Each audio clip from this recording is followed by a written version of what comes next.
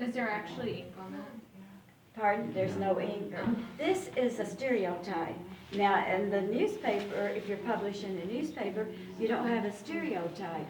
But the reason this is here, this is the very last copy of the Nauvoo Neighbor that was published. This is October the 29th, 1845.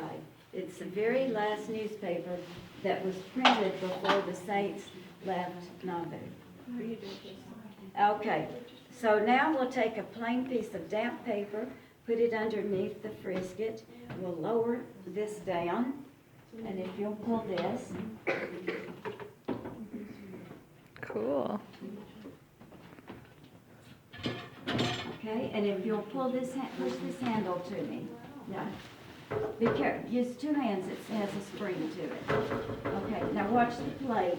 It goes down, it presses down, and the newspaper's printed. And we'll push this back. Careful, it has a spring. We'll pull it back. There you go.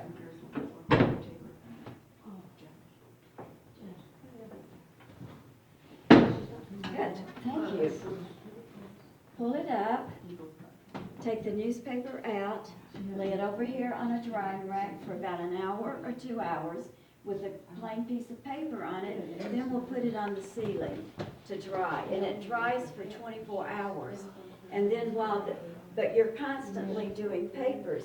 So once you had the amount of papers published you need, then an apprentice would come in, take the type, clean it, put it in the upper lowercase. The compositor would start page 2 and 3. The next day, when that was dry, you'd take the blank sheet of paper, put it in here, and start it all over. Do the same thing you did the day before. That newspaper looks like something I want to read. So that's how they would It's a lot of work. publish their newspapers.